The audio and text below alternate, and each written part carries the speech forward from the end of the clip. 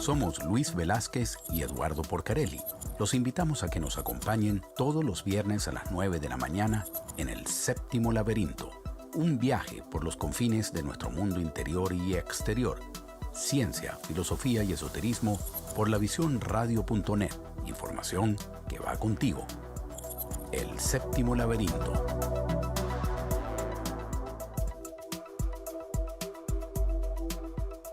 El invitado es el doctor José Fuentes Rocañín, médico psiquiatra, dedicado desde hace 30 años a la prevención y tratamiento de la enfermedad psíquica y a promover la salud mental.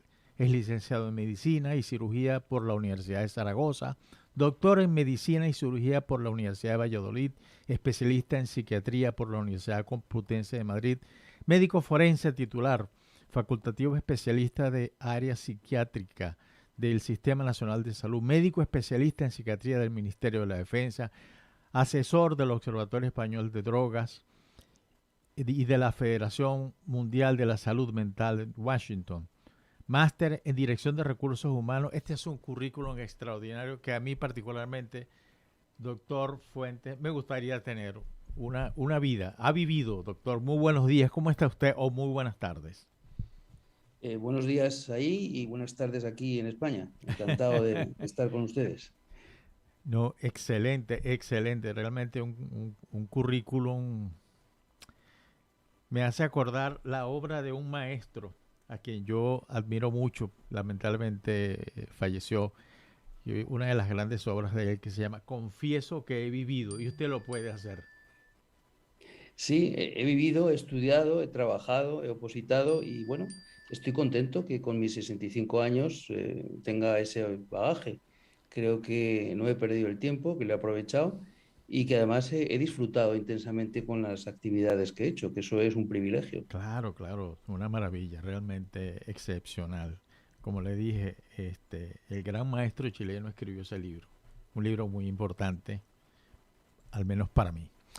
Bueno, en la mañana de hoy, en la tarde en España, vamos a conversar acerca del poder de la secta. Es un tema muy complicado, es un tema demasiado complejo, pero que yo quisiera, doctor, que comenzáramos por donde se debe comenzar siempre.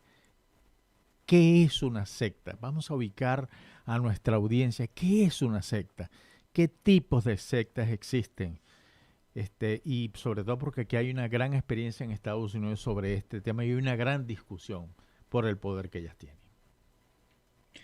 Sí, bueno, la secta realmente sería si partimos de una definición sencilla, práctica, operativa, es un grupo de personas que comparten todas ellas una determinada ideología o una creencia y por lo que podemos decir que de entrada, no tendría por qué haber nada negativo, ni peyorativo, ni cuestionable.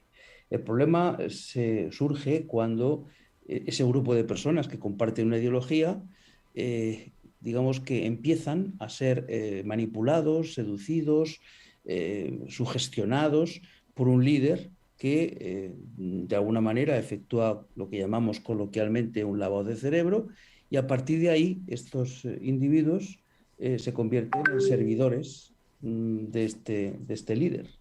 Y claro, la situación de sumisión y de dominio pues es realmente a veces triste, preocupante e incluso a veces ilegal. Sí.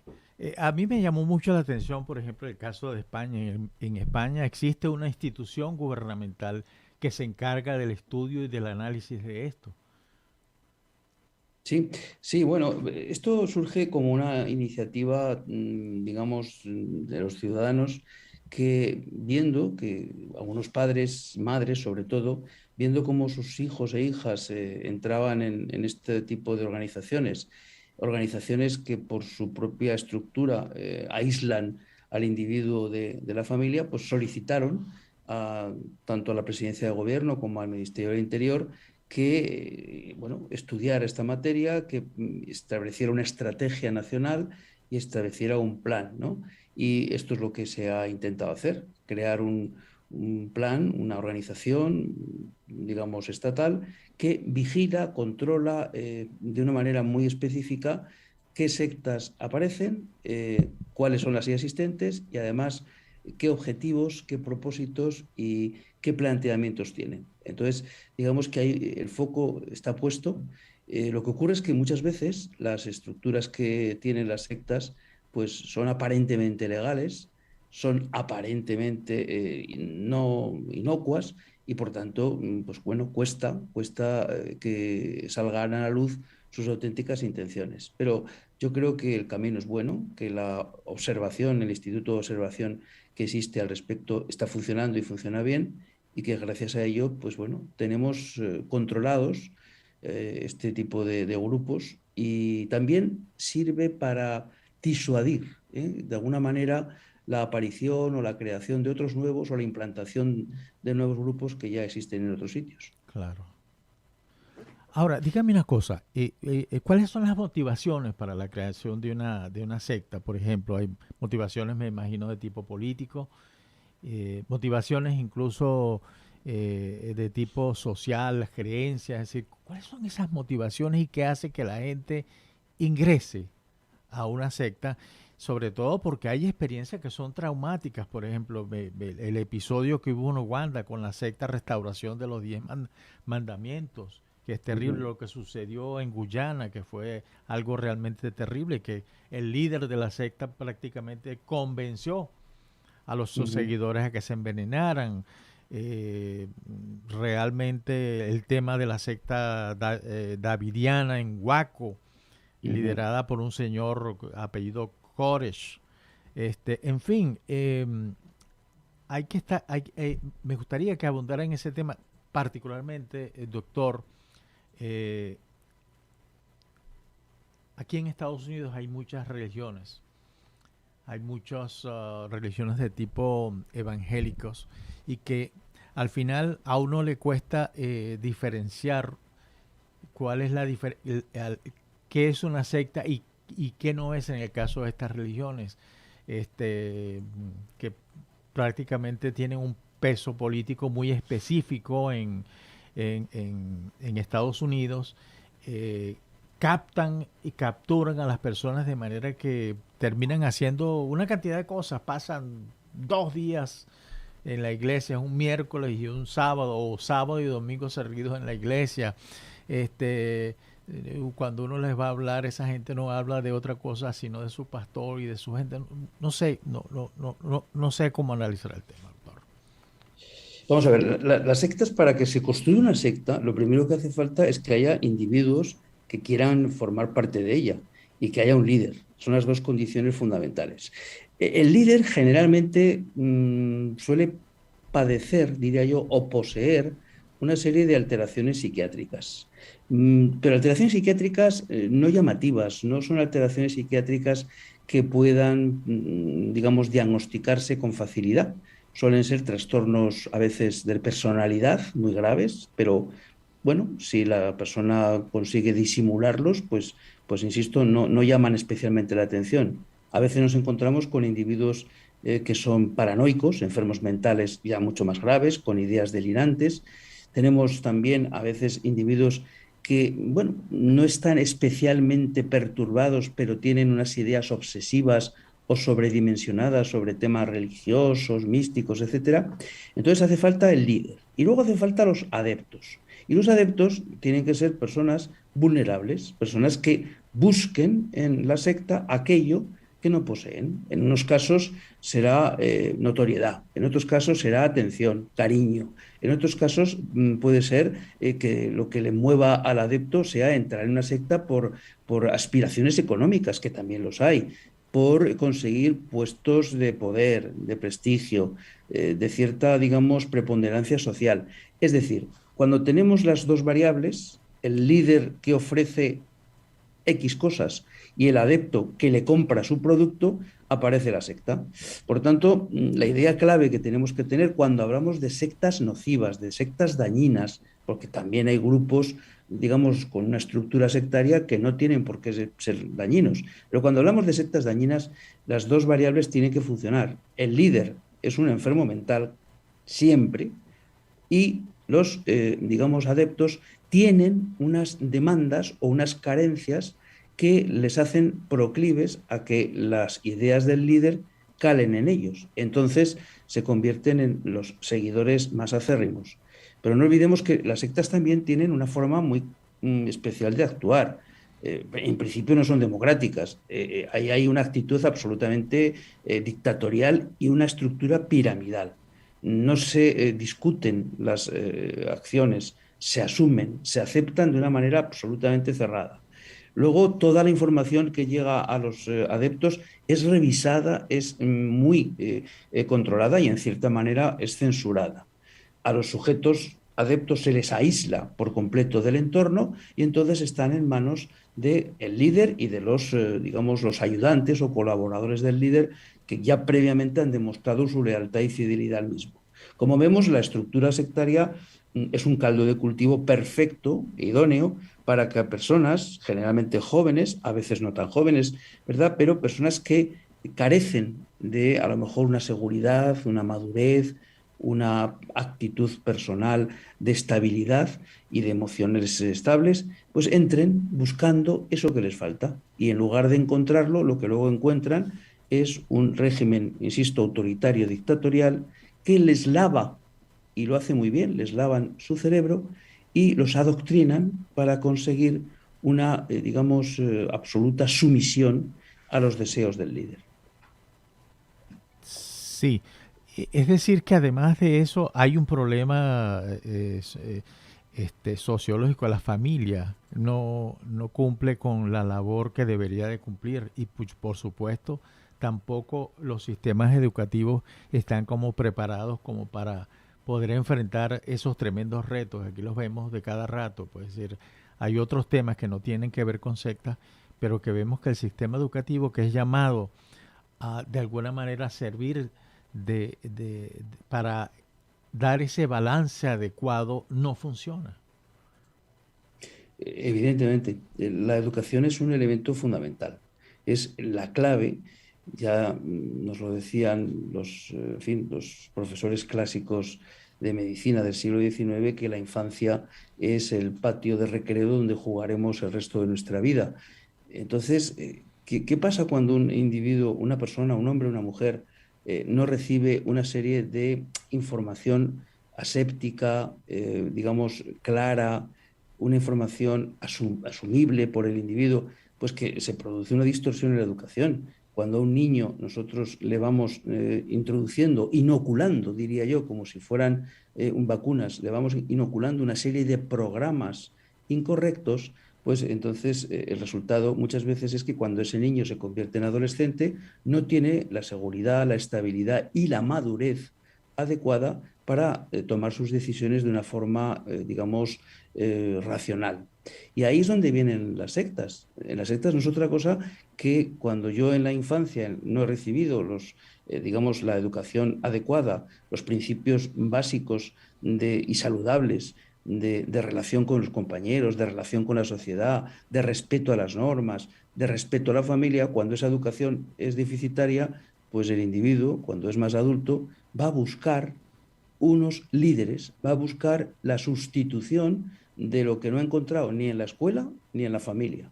Y claro, aparecen este tipo de estructuras que le dan cobijo, al principio mucha amabilidad, mucho cariño, mucha comprensión, y todo ello se acaba convirtiendo con el paso de los meses, a veces días, en estructuras, insisto, cerradas, aisladas del exterior, donde el adepto es manipulado de una forma grosera. ¿Por qué? Pues porque evidentemente va con carencias, porque ese hombre o esa mujer, ese joven, tiene unas dificultades emocionales. Y al principio, insisto, al principio, las conductas de los líderes de la secta son muy acogedoras y son conductas de comprensión, conductas de aquí estamos, te vamos a ayudar, no te preocupes, todo tiene arreglo, nosotros estamos a tu lado. Y con esa serie de mensajes y otros muchos van consiguiendo que esa persona, que insisto, como muy bien ha dicho, con una educación precaria, no adecuada, no correcta, pues se deje llevar por los cantos de sirena y entre en estos grupos. Doctor, me gustaría hacerle una pregunta que tiene que ver con la naturaleza de las sectas. tiene que ver, es que hay eh, en esos estudios que se han hecho, porque he visto que se han hecho muchos estudios sobre el tema, clasificaciones de las sectas. ¿Se sabe cuántas sectas hay en el mundo o es algo infinito? Porque además no es una cuestión de ahora, sino que todo pareciera indicar que han existido siempre, desde siempre, sectas, buenas o malas, pero siempre han existido. Hubo organizaciones que han funcionado como sectas, por ejemplo. Ya, fíjese, yo le voy a dar solamente un dato que creo que es suficientemente ilustrativo. En España tenemos, digamos, más o menos localizadas en torno a 200 grupos que se pueden denominar sectas. Muchos de ellos tienen, digamos, idearios más o menos comunes y tienen una filosofía de entender la vida similar. Pero en 200 grupos hay muchísimas variedades. Hay una definición, una división primaria que me parece que es muy importante, que es la de sectas destructivas, sectas no destructivas. Cuando decimos no destructivas, no estamos afirmando que sean saludables, estamos afirmando que no se ha demostrado desde una óptica legal que puedan producir una serie de daños o perturbaciones tanto a la... Se fue el audio. Doctor, se fue el audio. Ok. ¿Se fue el audio? Ah, ok, ya está, ya se escucha. Bien, entonces quiero decir, repito, que las sectas destructivas, sectas no destructivas, yo creo que esa definición o esa división es la más importante. ¿Por qué? Porque si nosotros nos introducimos en un grupo que tiene unas normas que son más o menos rígidas, que hay una, digamos, estructura piramidal, pero que en modo alguno a la persona se le aísla, ni se le condiciona, ni se le intenta modificar sus pensamientos, bueno, pues será un grupo rígido al que yo podré ir o no ir, pero que para nada se puede considerar secta. Por tanto, debe quedar claro que, digamos, organizaciones como puede ser la Iglesia Católica, no debería en ningún caso ser considerada como una secta, puesto que uno va o no va, entra o no entra, permanece en ella o no permanece según su deseo o voluntad. Ahora bien, cuando esa misma Iglesia Católica a veces contiene dentro de su estructura organizaciones cuyas, digamos, dificultades para permanecer en ella o los criterios de admisión o los criterios incluso de salida se modifican, ya podríamos considerarlos como una estructura sectaria. Por tanto, quiero decir que al hablar de divisiones o hablar...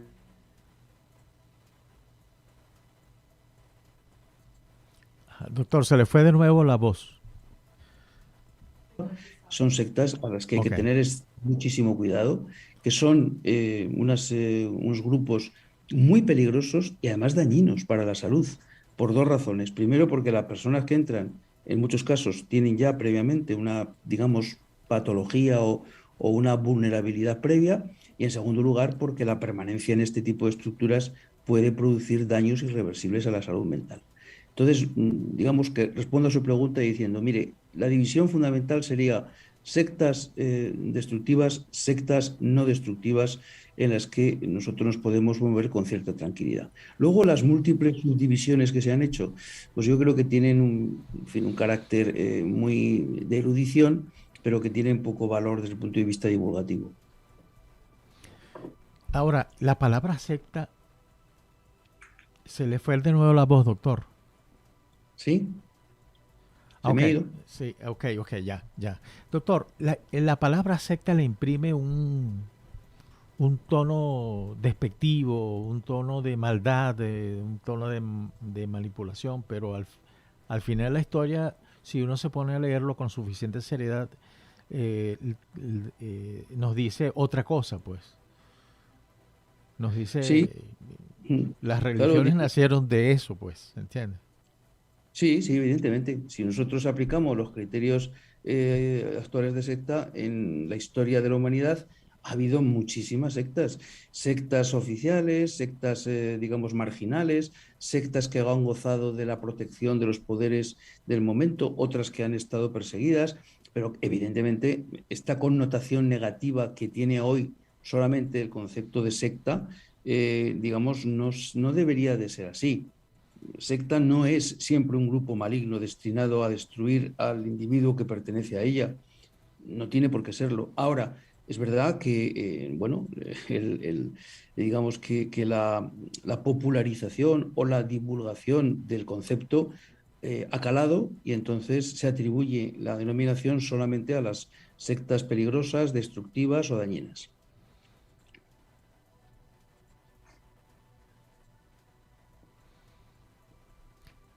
Eh, sí, efectivamente. Ahora, cuando vemos, por ejemplo, y le confieso que aquí suceden muchas cosas, que ahí, por ejemplo, puede ser considerado los grupos supremacistas blancos sectas, pero hay lobos solitarios que salen a la calle y Ujú. con un rifle matan a 15, 25 personas y no se tiene conocidos exactamente. Hoy ocurrió un crimen fatal en Japón que todavía están averiguando si responde a una secta, que fue el crimen del ex primer ministro japonés, Shinzo Abe.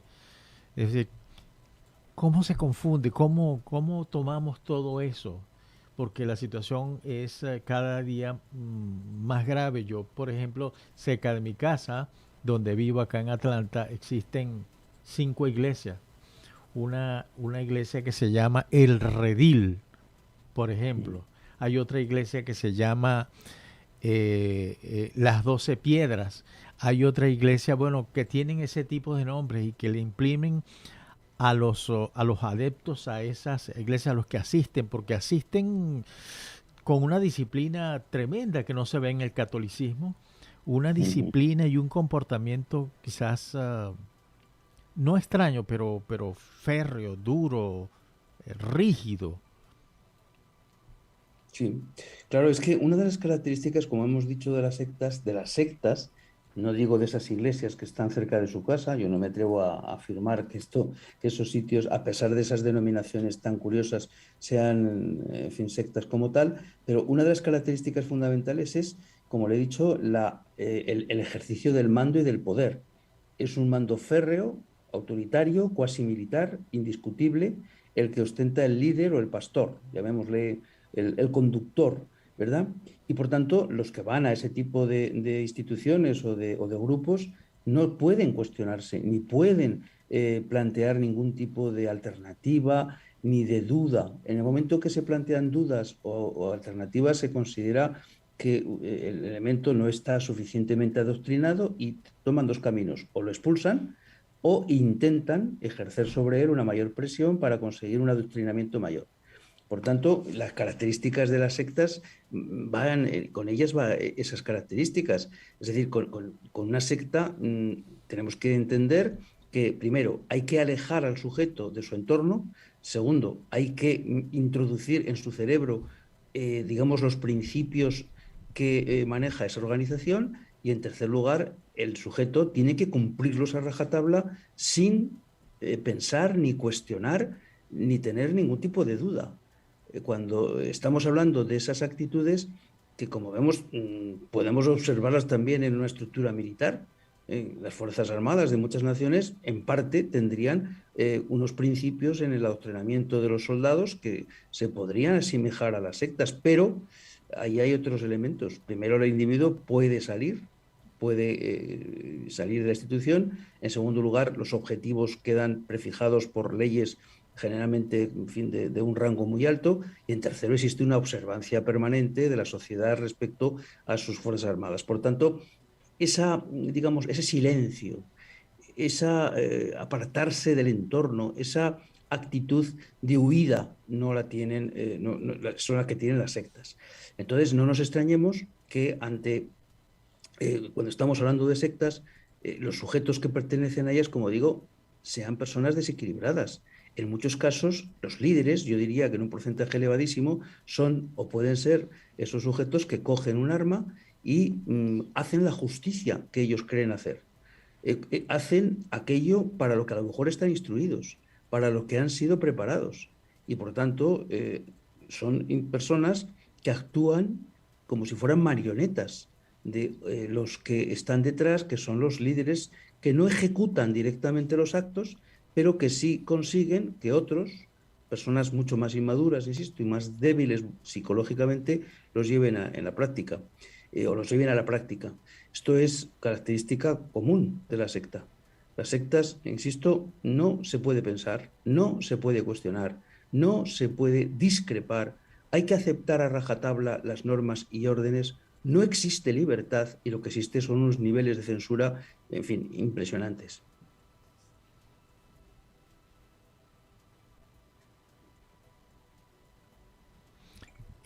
Doctor, efectivamente Hollywood ha hecho varias cosas que tienen que ver con sectas, pero hay una que está circulando, una película que intenté verla, no duré 5 ni 10 minutos, que una secta famosa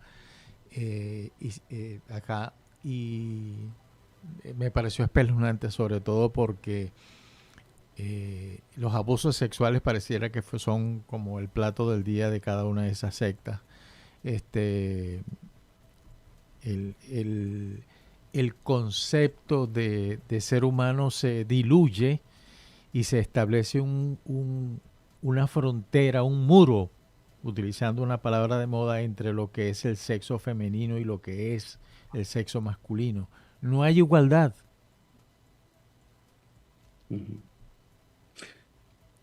Evidentemente, claro que no la hay. Bueno, hay la igualdad que a los líderes o al líder le convenga que haya. Evidentemente, en muchos casos, lo que los líderes de estas sectas hacen es conseguir una serie de servidores sexuales, digamos, de instrumentos que son las seres personas para su servicio y su capricho y su deleite. Entonces, según los objetivos que tengan prefijados, pues convertirán a la persona en una cosa que es de uso común, según consideren, o de uso privativo para los que mandan. En general, en la secta siempre hay una división muy clara. Los líderes, los jefes, la estructura superior, los seres supremos, que son los que poseen todos los privilegios y todas las características que emanan de las supuestas divinidades en las que creen, y luego están, digamos, la chusma, la plebe, en el sentido clásico de la palabra, es decir, están los adeptos que simplemente tienen que limitarse a obedecer. Y en el sexo, en la sexualidad, ocurre lo mismo. Las mujeres están para el capricho y disfrute de los varones. En otros casos son los varones los que también pueden ser utilizados de una forma absolutamente cosificada para el disfrute de las mujeres. Y todo va a girar siempre en torno a los deseos y a los criterios que marque el líder. Esa es la característica fundamental siempre. El líder se viste de un poder omnímodo cercano a lo que sería la deidad. El líder es el representante, si no el dios en la tierra, y por tanto, si es el dios o es la deidad suprema, es el que tiene el poder sobre la vida y sobre la sexualidad de todos sus adeptos, y los va a utilizar según sus propios criterios, su antojo y su forma de entender la situación. Eso es un peligro enorme, porque, insisto, la persona deja de ser persona y se convierte en un elemento, en una cosa, para ser utilizada. Y claro, a esa persona se le sirve una idea muy clara. Todo esto lo haces para conseguir superarte, purificarte, mejorar y llegar a alcanzar unos niveles de santificación o de perfección que, si no lo haces pasando por estas circunstancias, pues no lo vas a conseguir. Y por tanto, como están absolutamente abducidos, porque la palabra es esa, Sí. están abducidos, son capaces de dejar utilizar su cuerpo o incluso de producirse amputaciones o, como muy bien ha dicho, llegar al suicidio colectivo porque así lo ha decidido el líder. Claro. Ahora, detrás de esas sectas se pueden encontrar, por ejemplo, organizaciones que las financian, o son los mismos adeptos a la secta quienes se encargan de mantener una vida dispendiosa en algunos casos de los líderes, porque sí los hay. Es Sí, decir, es suficiente tener mecanismos que solamente observen el funcionamiento de la secta o su naturaleza o su impacto en la sociedad, o es necesario atacar eso a través de la educación, de otras cosas? Se me ocurre en Eh, este momento la educación, eh, el crecimiento, la gran diversidad de sectas que existen. Claro, la forma de lucha contra la secta, que es un capítulo muy interesante, vendría en dos sentidos. Uno, en la educación individual, que el individuo, el sujeto, principio, insisto, niño, luego adolescente y más tarde adulto, sea conocedor de lo que es una secta, sepa perfectamente distinguir las características de ella y, por supuesto, que de esa manera evite el contacto con ese tipo de estructuras. Pero existe otra forma de lucha también contra las sectas, que es el ahogamiento económico. La mayor parte de las sectas vienen o se financian por los propios adeptos. Es verdad que detrás se especula, pero se especula mucho, pero pruebas no hay tantas de que existan determinadas estructuras. Y claro, no puede haber pruebas porque si las hubiera probablemente conculcarían las normas, la ley, y me imagino que tendrían serios problemas legales. Por tanto, la financiación es siempre oculta, es una financiación, digamos, con dinero B, con ese dinero que va por las vías, por circuitos ilegales, pero claro que existe. Y el estrangulamiento de esas vías, el conseguir que la secta no se pueda nutrir económicamente, es una de las formas esenciales de lucha contra las sectas. Pero no olvidemos que siempre que hay una secta es porque hay adeptos. Y si hay adeptos es porque estas personas buscan aquello que no tienen. Están intentando conseguir a veces mejorar su vida, salir de situaciones extremas, abandonar una miseria total, conseguir incluso superar unos objetivos educacionales. Y aparecen, casi como un milagro, estas entidades que les ofrecen, que les presentan un menú muy digestible, muy comestible y que es muy apetitoso. Y entonces esas personas entran. Por tanto, el decir que la lucha contra las sectas tiene que ser una lucha económica y intentar su estrangulación en ese sentido es correcto. Pero no olvidemos que también hay muchas sectas, no de gran calibre, pero sectas al fin y al cabo, que se financian casi por completo de las propias personas que las integran. Y contra eso luchar es muy difícil, porque están convencidos, están, yo diría, delirantemente convencidos de que hacen lo correcto, de que están salvando su vida, que están purificando su alma, que están consiguiendo ser mejores que los demás y que a través de esa forma de vida lo consiguen. Y a eso, por tanto, dedican sus esfuerzos económicos también. Claro. Doctor,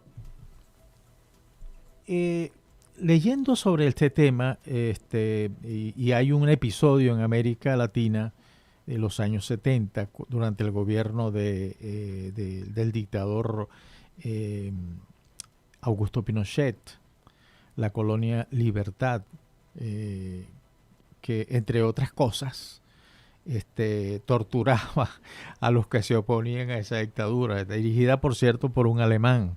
Ahora, ¿puede existir, doctor, eh, ese vínculo estrecho entre la política y las sectas? ¿Puede existir tal macabra relación para el dominio? Evidentemente, claro que puede existir.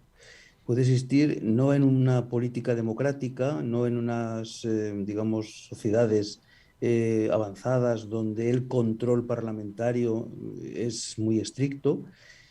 Ahí es muchísimo más difícil, yo diría que imposible, pero en tanto en cuanto que hablamos de sistemas autoritarios, dictatoriales, por supuesto que un dictador puede crear y construir una, digamos, organización de tono sectario y utilizarla para los fines más abyectos y para los fines más, en fin, más deplorables que considere.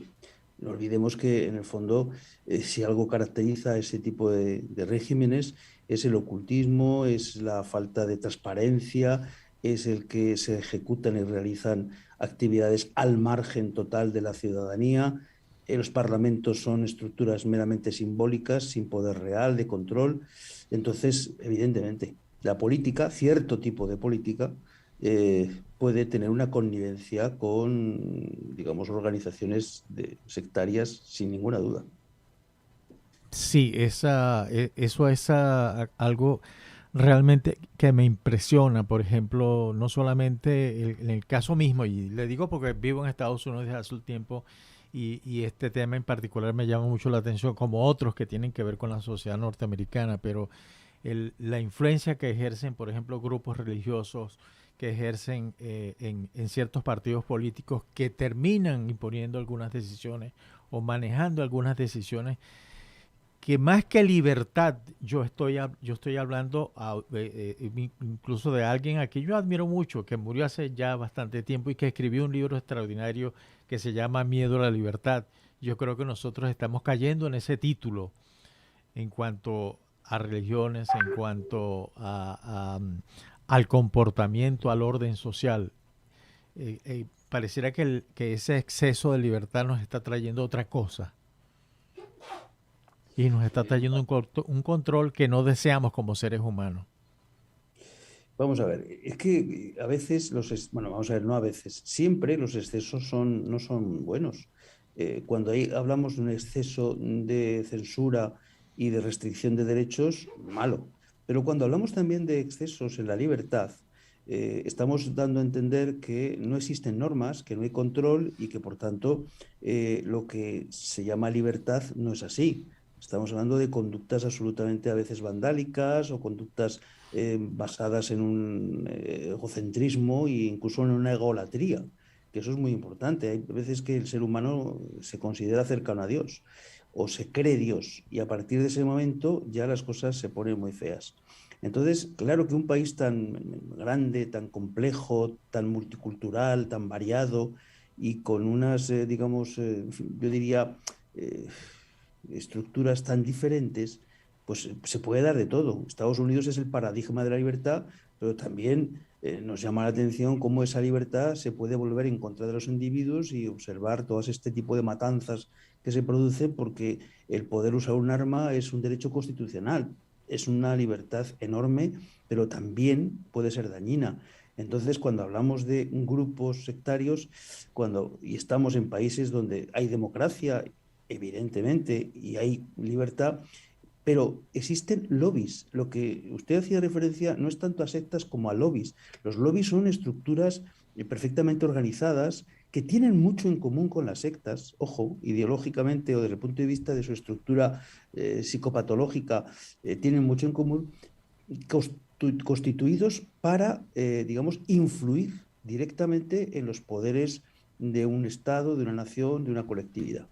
Entonces, Estados Unidos de América está clarísimo que hay una serie de lobbies, es decir, de grupos de poder que todos tenemos en mente en este momento, que son los que van a condicionar muchas de las respuestas políticas y que van a ser los que van a prohibir o permitir que se aprueben determinadas leyes o que se inicie la persecución de determinadas ideas. Esto es así. Esto es digamos, un tributo, es una renta o es una tasa que tenemos que pagar cuando vivimos en una sociedad libre, que existan personas o grupos de personas que aunan sus esfuerzos para condicionar a la política elegida por el ciudadano. Entonces existen los poderes fácticos que llamamos, ¿no? Son poderes no reconocidos claramente, no son poderes que tengan digamos, una visibilidad muy notoria, pero que existen y que están detrás de los poderes políticos, condicionando y en muchos casos pervirtiendo las ideas que el político de turno pueda tener. Doctor, las sectas nos están indicando que nuestras religiones tradicionales no están funcionando, perdieron credibilidad. Voy a utilizar esta imagen que tiene que ver con esa tierra prometida, pero no es solamente de una sola religión, que es la que profesamos una gran mayoría, que es el catolicismo, sino otras religiones también están pasando por el mismo problema. Hay una sensación de cisma y eso ha provocado el resurgimiento y el fortalecimiento de sectas, malignas o no, pero de sectas con su propia versión de lo que debe ser la credibilidad, la religión. Claro. Sí, y eso yo creo que tiene una gran culpa en este caso, una gran responsabilidad, mejor dicho, en la Iglesia Católica. Es decir, claro que se está facilitando de alguna manera la huida, la salida de la religión católica que ha sido dominante en muchas partes del planeta hacia otros grupos minoritarios o hacia otro tipo de creencias o de religiones. ¿Y por qué? Pues porque hay una serie de criterios, de principios inamovibles que muchas veces deberían de, en fin, de revisarse. ¿Por qué? Pues porque hay un cierto aburrimiento de esa rigidez tan excesiva, tan estricta, que en algunos casos, no en otros, pero en algunos casos, la Iglesia Católica impone. Entonces, claro, ante esas estructuras o ante esas actitudes o ante esos dogmas de fe, pues en una sociedad cada vez más libertaria, que se cuestiona todo, que tiene dudas de muchas cosas, pues evidentemente, y no se le da la respuesta adecuada, y es más, y muchas veces lo que vemos y observamos es lo contrario de lo que se debe, lo que se predica en las iglesias, pues claro, eso hace que muchos ciudadanos se replanteen sus creencias. Si estamos viendo, como estamos viendo, una serie de conductas pederásticas en miembros importantes de la Iglesia Católica, pues esto nos desanima. Si estamos viendo a veces cómo hay una connivencia con el poder en determinados sitios de la Iglesia Católica, pues eso desanima. En fin, yo creo que la Iglesia Católica debe de tener una profunda revisión y debe de hacer.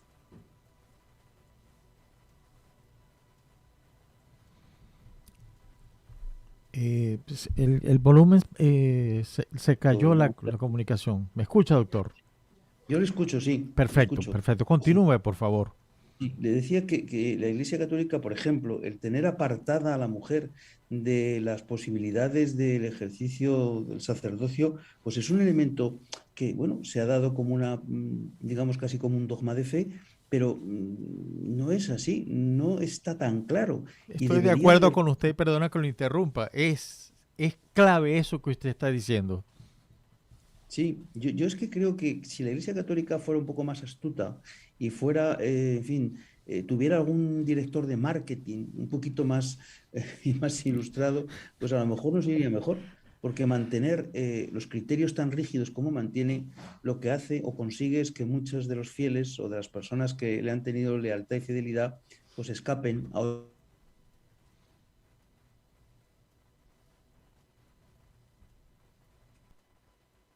y mucho más operativas, ¿no? Eso es para mí un problema serio, muy serio que tiene la Iglesia Católica hoy. Ahora, doctor, ¿qué tipo de sectas son las que prevalecen hoy en día? Vamos a ver, hoy tenemos dudas mayor importancia a nivel de influencia es la ciencia, la cienciología, La ¿no? cienciología. Sí, es quizá hoy la secta más potente, más poderosa, no solo porque pertenezcan a ella unos cuantos personajes famosos, que eso sería realmente lo de menos, sino porque cuenta con un bagaje económico, con un poder patrimonial muy importante. Y eso le permite mucha implantación y le permite mucha capacidad de maniobra. Luego ya hay otras sectas que son, digamos, más humildes o más modestas, pero que tienen una connotación religiosa muy, muy intensa, como podrían ser, en algunos sitios lo son consideradas como tal los testigos de Jehová. Los testigos de Jehová son considerados en muchos sitios como una estructura sectaria. Bueno, será cuestionable, habrá dudas al respecto, pero insisto, ahí están y tienen también una gran implantación. Luego está la Asociación Gnóstica, que también tiene, sobre todo en España, tiene también muchísima importancia. Es una asociación gnóstica de estudios de antropología y ciencias que nace precisamente en Colombia y luego se extiende y en nuestro país también tiene una importancia muy grande. Pero yo me pienso que pueden ir surgiendo otras pequeñas sectas, en principio pequeñas, pero que poco a poco van consiguiendo la implantación que desean. En el fondo lo que hacen es darle a la sociedad en la que se encuentran aquellas, digamos, ideas o aquellos criterios que necesitan escuchar. La secta lo que le da es a su adepto lo que necesita, no lo olvidemos. Y por tanto su importancia y su función va a estar en función de esto, valga la redundancia. Claro. Sobre todo que es lo que hablamos al principio, es un tema de fallas de estructuras dentro de un país o o en el mundo. Es la estructura educativa de los países que nos sirven como muro para frenar todas esas cosas, la familia incluso, el comportamiento de la familia. Entonces no existen esas barreras naturales, incluso hasta la religión. Efectivamente, una de las religiones que está siendo más afectada por todas estas cosas, y además porque ha perdido credibilidad con toda esta campaña, con toda esta cantidad de pedófilos que hay, es precisamente la Iglesia Católica. Algo muy lamentable. Muy lamentable. Y bueno, ha perdido credibilidad por eso y por otras razones también. Es decir, no olvidemos que ese es un elemento muy mediático que ha surgido hace poco tiempo esta parte, pero yo creo que la unión Iglesia Católica con el poder constituido en muchos casos poderes de dudosa democracia y de una procedencia un tanto, en fin, oscura, es lo que le ha hecho mucho daño. Bailar al sol que le tocan. Eso, una iglesia como la Iglesia Católica, con la antigüedad que tiene y con la capacidad de poder y además de razón y de criterios absolutamente claros y digamos, de ser lo que es una transmisora de paz y de creencias absolutamente positivas, le ha hecho daño. Y esa es la reflexión a la que yo humildemente, como ciudadano, le invitaría a que hiciera una reflexión profunda y a un cambio importante en la forma de llevar sus iglesias y sus criterios de actuación. Sí. Bueno, doctor José Fuertes, hemos llegado al final lamentablemente del programa. Le agradezco mucho la asistencia que nos haya dado este tiempo para conversar. Definitivamente Eduardo no ha podido llegar porque el tráfico en Florida es muy complicado. Pero le agradezco mucho, muchas gracias por habernos dado. Este es un tema que se está volviendo transversal en la sociedad y eso a mí particularmente me preocupa. Pues nada, agradecido, nada, es un placer haber estado con ustedes, haberme dirigido a un auditorio tan amplio y tan variado y desearles a todos ustedes pues un día feliz. Ustedes lo empiezan, nosotros ya estamos por la mitad del día. Desearles un día feliz, un día próspero y si me necesitan ya saben que me tendrán a su disposición. Muchas gracias. Un fuerte abrazo, doctor, y que tenga un buen fin de semana y muchas gracias a los oyentes y muchas gracias, Andy, por haber estado acompañándonos como siempre. Excelente programa, muchísimas gracias, que tengan un lindo fin de semana.